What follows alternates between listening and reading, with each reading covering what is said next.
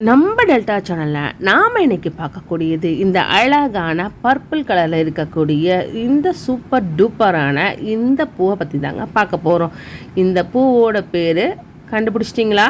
ஆமாங்க, இது எருக்கம்பூ தாங்க.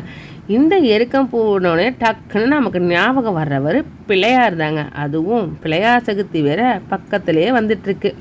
பிள்ளையாருக்கு எருக்கம்பூ மாலை வாங்கி போகணுங்கிற கவலையும் இப்போ உங்களுக்கு வந்திருக்கும். மற்ற நாளில் கிடைக்குதோ என்னவோ எனக்கு தெரியாது. ஆனால் பிள்ளையார் சதுர்த்தி அன்றைக்கி பிள்ளையார் சிலையோட பிள்ளையார் பக்கத்துலேயே எருக்கம்பூக்காரங்க இருப்பாங்க. அதனால் அன்றைக்கி கிடச்சிடும், உங்களுக்கு கவலை வேண்டாங்க. அப்புறம் இந்த எருக்கம்பூவில் நிறைய மருத்துவ குணங்கள் இருக்குங்க. மற்ற நாளில் கண்டுக்காத இந்த எருக்கம்பூவில் இவ்வளோ மருத்துவ குணங்கள் இருக்கான்னு நீங்களே ஆச்சரியப்படுற அளவுக்கு தாங்க எல்லா மருத்துவ குணமும் அதில் இருக்குது. இந்த எருக்கம்பூ மட்டும் இல்லைங்க, அந்த செடி இலை எல்லாமே மருத்துவ பயன்கள் இருக்குங்க. இந்த எருக்கம்பூவை நம்ம பிள்ளையாருக்கு மாலையாக சாத்துறோம், அது எல்லாருக்கும் தெரிஞ்சது.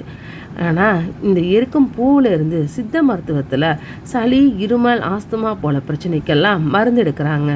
அதுவே இந்த எருக்க இலை, அதுவும் பழுத்த எருக்க இலையை காலில் வலி வர்றவங்கெல்லாம் ஒத்தடம் கொடுக்குறப்ப, நமக்கு சூடு ஒத்தடம் கொடுக்குறப்ப நல்ல ரெமெடி கிடைக்கிறதா சொல்கிறாங்கங்க. இந்த எருக்கம்பூவு இலை மட்டும் இல்லாமல் அந்த எருக்கம் பால் பிக்கிறப்ப பால் வருது பார்த்தீங்களா, அதை புண்கள் மேலே வைக்கிறப்ப புண்ணெல்லாம் சீக்கிரமாக ஆறுறதாகவும் சொல்கிறாங்கங்க. இந்த எருக்கம் பூவை ஆதி காலத்துலலாம் தலையணையாகவே யூஸ் பண்ணியிருக்காங்க. ஏன்னா அப்போ தலைவாணிலாம் கிடையாதுல, பூவை பிச்சு போட்டு தலையில் வச்சு படுத்து தூங்கியிருக்காங்கங்க. இந்த எருக்க செடியில் இல்லை ஸ்டெம்மை எடுத்து நல்லா ஒரு 10-15 நாள் காய வச்சு அதை உரித்து எடுக்கிறப்ப நார் வரும். அந்த நாரை கயிறாக திரித்து அதை மீன் வலைக்கெல்லாம் யூஸ் பண்ணியிருக்காங்க. ஏன்னா அந்த அளவுக்கு ஸ்ட்ராங்காக இருக்கக்கூடியது தான் அந்த எருக்கங்கயிறு. அந்த எருக்கங்கயிறை சிறு குழந்தைகள் கையில் கட்டுற பழக்கமும் நம்ம தமிழ்நாட்டில் இருக்குங்க. ஏன்னா கெட்டது பக்கத்தில் அண்டாது, கண் திருஷ்டி படாது அப்படிங்கிற ஒரு காரணத்துக்காக இன்னமும் குழந்தைங்களுக்கெல்லாம் இந்த எருக்கங்கயிறு கட்டுற பழக்கம் உண்டுங்க. அப்புறம் உங்களுக்கு தெரியாத இன்னும் பல விஷயங்கள் இருக்குங்க. அக்னி புராணத்தில் மன்னர்கள்லாம் அந்த காலத்தில் போருக்கு போகிறப்ப இந்த எருக்கம் பூமாலையை தான் அணிஞ்சு போவாங்களாங்க. ஏன்னா இந்த எருக்கம் பூமாலை போட்டு போனால் வெற்றி நிச்சயம்னு அன்னைக்கு நம்பியிருக்காங்கங்க. அந்த அளவுக்கு ஃபேமஸான பூவாக தாங்க இந்த எருக்கம்பூ இருக்குது. இந்த பூ சூரியனுக்கு ரொம்ப பிடிச்ச பூங்க. டெல்டா ஏரியாவில் இருக்கிற சூரியனார் கோவிலில் இந்த பூ தலை விரிச்சமாகவே இருக்குங்க. அப்புறம் இந்த பூவில் பார்த்தீங்கன்னு வச்சுக்கோங்களேன், சிவமஞ்சரியில் இந்த பூவை சிவனுக்கு கால வேலையில் பூஜை பண்ணுறதுக்கு ரொம்ப உகந்த பூனே சொல்லியிருக்காங்க. ருத்ரனோட கம்பேர் பண்ணி இந்த பூ புனிதமான செடின்னு சொல்லி அதர்வன வேதா கூட சொல்லுதுங்க. இந்த எருக்கம் பூவை நாம் இந்த மாதிரி தனித்தனியாக எடுத்து உதுத்து பார்க்குறப்ப எவ்வளவு அழகாக இருக்குல்ல. இந்த அந்த உள்ள முத்து மட்டும் பேக் சைடு தாங்க, இது ஃப்ரண்ட் சைடு முன்னாடி காமிச்சது. எவ்வளோ அழகாக அணிவகுத்து இருக்குது பாருங்களேன்.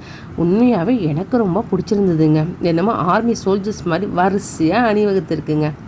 இதை வச்சு மாலையும் தொடுத்துக்கலாம், இல்லை அந்த ஃபுல் பூவையும் வச்சு மாலை தொடுக்கலாம். அப்படி இல்லைன்னா அந்த முத்துக்களை மட்டும் வச்சு தொடுக்கலாம். முத்துக்களை மட்டும் வச்சு தொடுக்கிறப்ப சீக்கிரமாக அது காயாதுங்க, அப்படியே இருக்குங்க.